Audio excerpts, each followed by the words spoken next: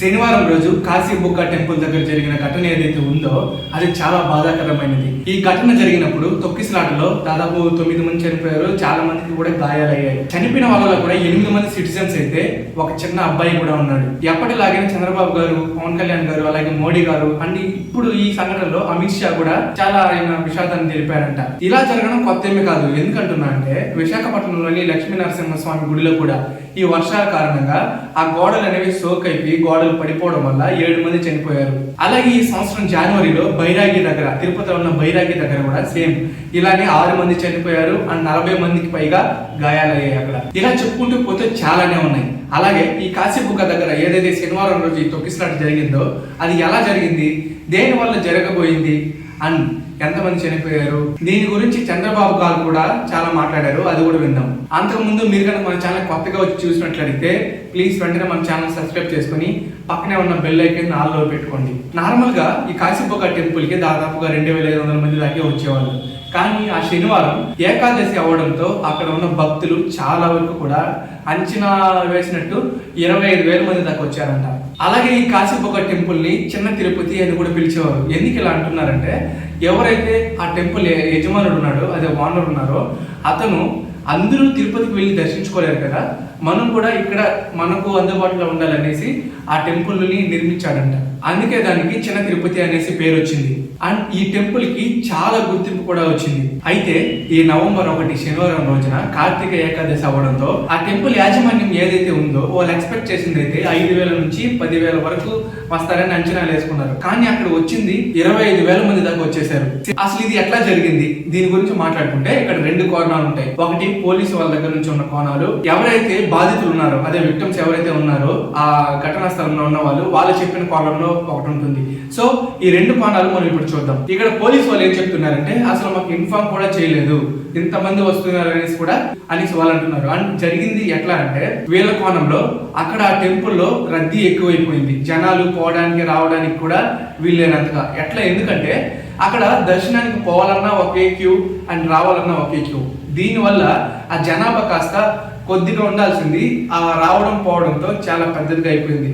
And వాళ్ళు దర్శించుకోవాలనేసి కొంతమంది, దర్శించుకొని వచ్చి ఇంటికి వెళ్ళాలని కొంతమంది. సో ఇట్లా తోసుకోవడంలో కొంతమంది పైనే పడి ముందుకు జరిగి కింద పడిపోయి ఇలా ఈ తొక్కిసలాట జరిగింది. ఈ తొక్కిసలాటలో పక్కనే ఉన్న బార్ గేట్స్ కూడా ఇరిగిపోయింది. సో ఇందువల్లే అది జరిగింది అనేసి పోలీసు వాళ్ళ కోణంలో చెప్తున్నారు. ఇప్పుడు మనం అక్కడ ఎవరైతే విక్టిమ్స్ ఉంటారో వాళ్ళు ఏం చెప్పారో తెలుసుకుందాం. అండ్ ఇక్కడ ఎవరైతే బాధితులు ఉన్నారో వాళ్ళు చెప్పిన కోణం ఏంటి అంటే, అయితే ఇక్కడ మెయిన్ ఇంపార్టెంట్ థింగ్స్ ఏంటంటే సేమ్ పోవడానికి రావడానికి ఒకే క్యూ లైన్ ఉండడం. సో ఈ ఒకే క్యూ లైన్ వల్ల వెళ్లే వాళ్ళు వచ్చే వాళ్ళు కూడా ఒకే క్యూ లైన్ లో వెళ్ళడం, వాళ్ళు తోసుకోవడం వల్ల వాళ్ళు వచ్చి మా పైన పడ్డారు. సో మేము పడడం వల్ల క్లిప్ అయ్యి ఆ మెట్ల పై నుంచి ఏదైతే మెట్లు ఉన్నాయో అక్కడ నుంచి పడిపోయాము. దానివల్ల ఆ బార్ గేట్స్ కూడా ఇరిగిపోయింది. ఆ టైంలో చాలా మందికి ఆ తొక్కిసలాటలో చాలా మందికి ఊపిరి ఆడుకుంటూ అరుస్తూ ఉన్నారు. సో వెంటనే అక్కడ ఉన్న వాళ్ళు ఎవరైతే మగవాళ్ళు ఉన్నారో వాళ్ళకి సిపిఆర్ ఇవ్వడానికి ట్రై చేశారు, కానీ అది ఫలితం లేకపోయింది అనేసి అంటున్నారు. కొన్ని నిమిషాల్లోనే ఇదంతా కూడా జరిగిపోయింది. దర్శనాలన్నీ కంప్లీట్ అయిపోయి బయటకు వస్తామనే టైంకి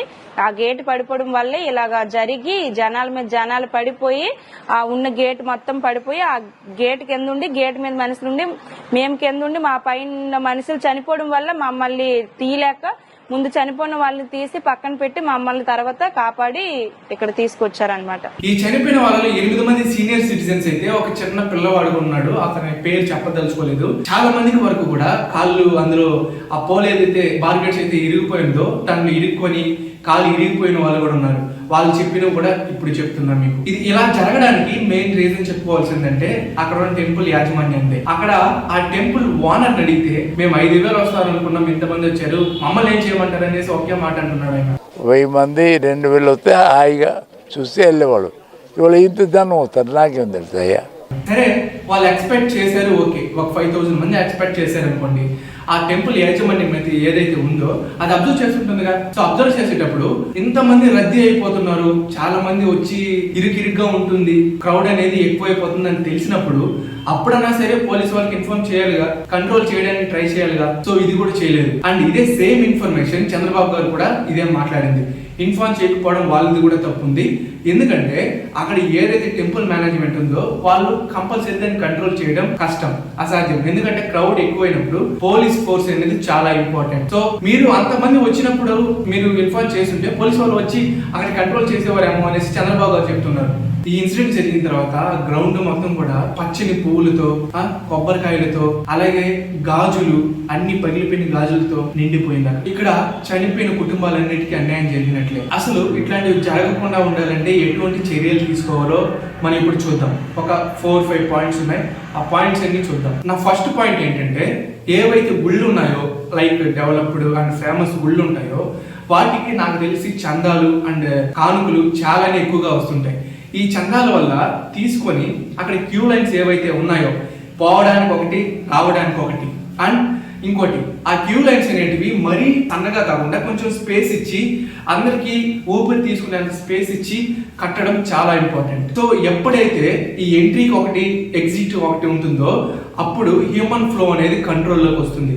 క్యూ లైన్ కూడా ఫ్రీగా వెళ్ళడం, తోసుకోవడం లాంటివి జరగకుండా ప్రివెంట్ చేయగలుగుతాం. Second, digital tokens. ఈ డిజిటల్ టోకెన్స్ ఎందుకంటే ఎవరైతే ఈ డిజిటల్ టోకెన్స్ తీసుకుంటారో వాళ్ళనే కాదు, మీరు ఆఫ్లైన్ టికెట్స్ తీసుకున్నా సరే ప్రతి ఒక్కరిని లైక్ బ్యాచ్ వైజ్ పంపించాలి. లైక్ ఫర్ ఎగ్జాంపుల్ అనుకోండి, 7 to 7:30కి ఒక 200 మెంబర్స్ బ్యాచ్ అనుకోండి, ఆ 200 మెంబర్స్ ని పంపించాలి.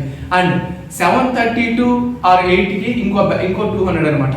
సో ఇట్లా ప్లాన్ చేసుకుంటే ఇలాంటివి జరిగే అవకాశాలు తక్కువగా ఉంటుంది. ఇలా చేసినందువల్ల క్యూ లైన్ అనేది తగ్గుతుంది, అలాగే పుషింగ్ అనేది చాలా లిమిటెడ్ గా ఉంటుంది. నాకు తెలిసి జరగకపోవచ్చు. థర్డ్ పాయింట్ వచ్చి స్ట్రాంగ్ స్టీల్ బార్గెట్స్ అనమాట. ఈ బార్గెట్స్ ఏదైతే ఉన్నాయో ఇవన్నీ చాలా ఇంపార్టెంట్. మాక్సిమం ఇట్లాంటి తొక్కిసలాట జరిగేటప్పుడు ఈ బార్గెట్స్ విరిగిపోవడం వల్లే ఒక క్యూలో ఉన్న వాళ్ళు ఈ క్యూ మీద పడడం, వెంటనే పడిన వాళ్ళు లేచి నేను లేయాలి అన్న టైంలో దూకడం, దీనివల్లనే ఎక్కువగా జరుగుతూ ఉంటాయి అనమాట. సో ఈ స్టీల్స్ ఏదైతే వాడతారో దాన్ని లో క్వాలిటీలో కాకుండా స్టేడియం గ్రేడ్ స్టీల్ తో తయారు చేస్తే ఇంకా గట్టిగా. అంటే ఫోర్త్ పాయింట్ వచ్చి పోలీస్ ప్లస్ టెంపుల్ యొక్క జాయింట్ కమాండ్ టీమ్. ఇలాంటి పర్టికులర్ ఫెస్టివల్స్ ఎప్పుడైతే జరుగుతాయో వీళ్ళు ఎక్కడైతే టెంపుల్ యాజమాన్యం ఉంటుందో వాళ్ళు ఎంత ప్లాన్ చేసినా, ఎంత పకడ్బందీగా ప్లాన్ చేసినా సరే అది కన్ఫర్మ్ గా చెప్పలేము. సో వాళ్ళు కంట్రోల్ చేయలేరు. కంపల్సరీగా పోలీస్ ట్రైనింగ్ ఫోర్స్ అనేది చాలా ఇంపార్టెంట్. దీనివల్ల చాలా వరకు లైక్ జరిగిపోతుంది, కానీ జరగకుండా ఉండడానికి ఇది ఒక హెల్ప్ అవుతుంది పోలీస్ ఫోర్స్ అనేది. సో కంపల్సరీగా ఇట్లాంటివి పర్టికులర్ ఫెస్టివల్స్ జరిగినప్పుడు పోలీస్ ఫోర్సెస్ కి ఇన్ఫార్మ్ చేసి వాళ్ళని తీసుకొచ్చి సెక్యూరిటీస్ గా పెట్టుకోవడం చాలా ఇంపార్టెంట్. ఫిఫ్త్ పాయింట్ వచ్చి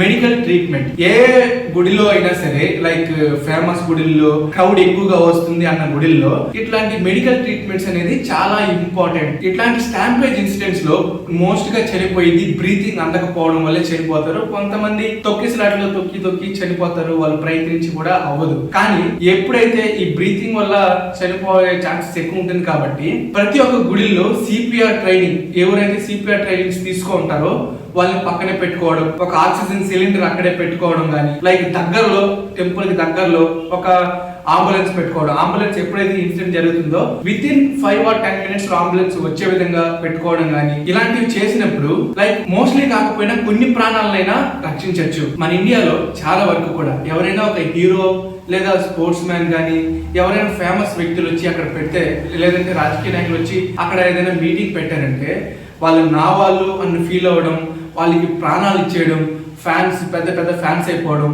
దీనివల్ల వాళ్ళని చూడడానికి వెళ్ళి ఆ తొక్కిసలాటలో చనిపోవడం ఇలానే జరుగుతూ ఉంది. మీరే ఆలోచించండి. వెళ్తారు ఓకే, ఫ్యాన్స్ ఇవన్నీ కూడా ఓకే, కానీ మీ ప్రాణాలు పోయేంత వరకు వస్తే ఇట్స్ నాట్ కరెక్ట్ కదా. నేను ఇప్పుడు ఏదైతే 5 పాయింట్స్ చెప్పానో ఈ 5 పాయింట్స్ అనే కాదు, ఇంకా ఉన్నాయి. అది మీకు తెలిస్తే కింద కామెంట్లో కామెంట్ చేయండి. ఈ 5 పాయింట్స్ కనుక ఫాలో చేస్తే మనం కొంతమందిని కాకపోయినా కొంతమందిని అయినా సరే లైక్ ఇదే ప్రాణాలు సేవ్ చేయొచ్చు. అండ్ దాన్ని హ్యూమన్ ఫ్లో అనేది కంట్రోల్ గా పెట్టుకుంటే ఇట్లాంటి స్టాంపేజెస్ జరగడం చాలా తక్కువగా ఉంటుంది. సో గైస్, ఇదే నా అభిప్రాయం. మీ అభిప్రాయం ఏంటి? అసలు ఇట్లాగా జరగకుండా ఉండాలి, ప్రివెంట్ చేయడానికి ఎట్లాంటి పాయింట్స్ యూజ్ చేస్తే బాగుంటుంది, ఎటువంటి టెక్నాలజీ యూజ్ చేస్తే బాగుంటుంది అన్నది కింద కామెంట్లో తప్పకుండా కామెంట్ చేయండి. అండ్ మన ఛానల్ సబ్స్క్రైబ్ చేసుకోవడం మాత్రం మర్చిపోకండి. ఆటగదరా శివా, ఆటగద కేశవా. ఆటగద జననాలు ఆటగద మరణాలు మధ్యలో ప్రణయాలు ఆట నీకు ఆటగద సొంతాలు ఆటగద పంతాలు